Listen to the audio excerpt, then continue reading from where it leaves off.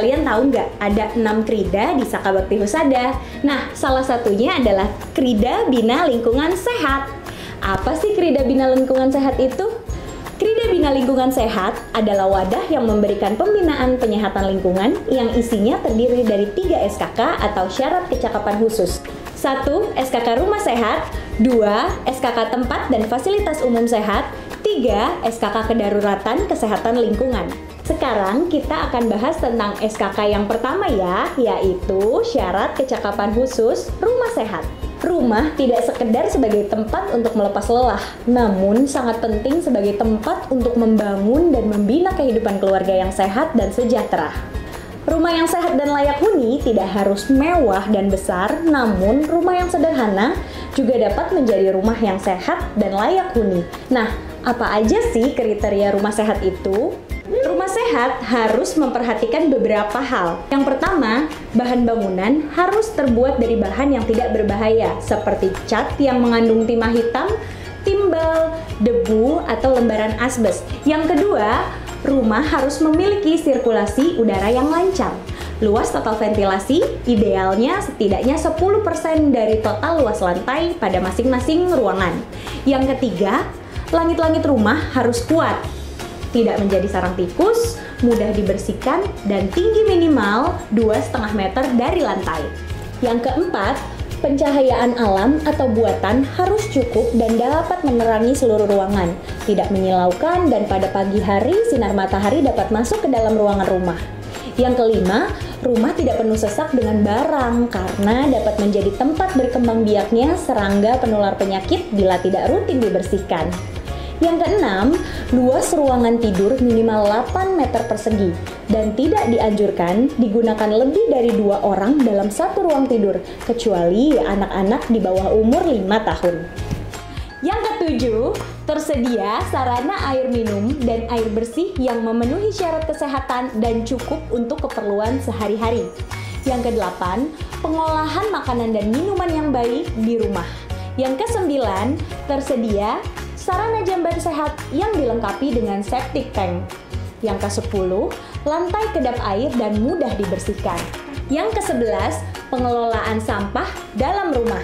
Yang ke-12, pengelolaan bahan berbahaya dan beracun dalam rumah. Yang ke-13, bila memiliki kandang ternak, tempatnya dipisah dan harus berada minimal 10 meter dari rumah. Salah satu kriteria rumah sehat adalah mempunyai jamban sehat. Jamban sehat harus dibangun, dimiliki, dan digunakan oleh keluarga dengan penempatan yang mudah dijangkau oleh penghuni rumah. Jamban harus memiliki bangunan penampung, pengolah, dan pengurai kotoran atau tinja yang berfungsi mencegah terjadinya pencemaran atau kontaminasi dari tinja melalui vektor pembawa penyakit seperti lalat, kecoa, dan lain sebagainya. Terdapat 2 bentuk bangunan jamban, yaitu yang pertama adalah tangki septik. Tangki septik merupakan suatu bak kedap air yang berfungsi sebagai penampungan limbah kotoran manusia, yaitu tinja dan urin. Bagian padat dari kotoran manusia akan tertinggal dalam tangki septik, sedangkan bagian cairnya akan keluar dari tangki septik dan diresap melalui bidang atau sumur resapan. Jika tidak memungkinkan dibuat resapan, maka dibuat suatu filter untuk mengelola cairan tersebut. Yang kedua adalah cubluk. Cubluk merupakan lubang galian yang akan menambung limbah padat dan cair dari kotoran manusia yang masuk setiap harinya dan akan meresapkan cairan limbah tersebut ke dalam tanah dengan syarat tidak mencemari air tanah. Selain kepemilikan jamban sehat, perlu adanya pengelolaan air minum dan makanan di rumah tangga. Pengelolaan air minum di rumah tangga dilakukan dengan tujuan untuk mendapatkan kualitas air yang layak untuk dikonsumsi dengan menghilangkan bakteri dan kuman penyebab penyakit dengan cara 1. Filtrasi atau penyaringan, contohnya biosan filter atau keramik filter. Yang kedua, klorinasi, contohnya dengan pemberian klorin cair ataupun klorin tablet pada air baku. Yang ketiga, koagulasi dan flokulasi atau juga disebut dengan penggumpalan. Contohnya, pemberian bubuk koagulan pada air baku. Yang keempat, desinfeksi. Contohnya adalah dengan merebus air dan sodis atau solar water disinfection. Selanjutnya, untuk pengelolaan makanan di rumah tangga perlu dilakukan dengan baik dan benar agar tidak menyebabkan gangguan kesehatan dan bermanfaat bagi tubuh.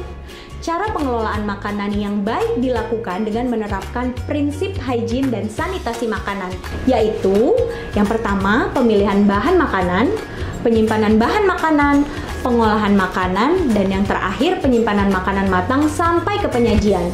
Kemudian, pengelolaan sampah rumah tangga. Pengelolaan sampah rumah tangga perlu dilakukan dengan cara pemilahan, pengumpulan, pengangkutan, pemrosesan, pendaur ulangan, atau pembuangan dari material sampah dengan cara yang tidak membahayakan kesehatan masyarakat dan lingkungan.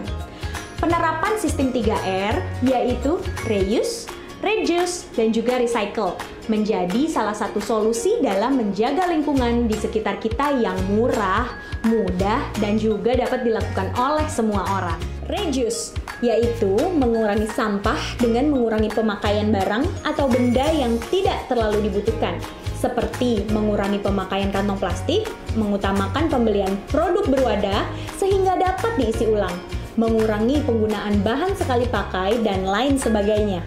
Reuse, yaitu memanfaatkan barang yang sudah tidak terpakai tanpa mengubah bentuk, seperti memanfaatkan sampah rumah tangga seperti koran bekas, kardus bekas, kaleng susu, wadah sabun, dan sebagainya untuk dijadikan wadah yang bermanfaat lainnya. Menggunakan kembali kantong belanja untuk belanja berikutnya, memilih wadah, kantong, dan benda yang dapat digunakan beberapa kali atau berulang-ulang. Recycle, yaitu mendaur ulang kembali barang lama menjadi barang baru seperti sampah organik dan dapat dimanfaatkan sebagai pupuk dengan cara pembuatan kompos.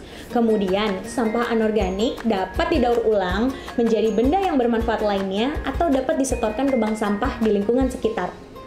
Nah, Sobat Sehat, untuk mewujudkan rumah sehat, mari kita jaga kondisi kebersihan rumah dan lingkungan sekitar dengan menggunakan jamban rumah tangga, melakukan pengelolaan sampah di rumah, dan hemat energi di rumah. Sekian informasi yang dapat kakak sampaikan, semoga dapat bermanfaat bagi kita semua. Jangan lupa ya, follow IG @gropet_sehat dan juga subscribe channel YouTube PKC Grogol Petamburan. Salam Pramuka!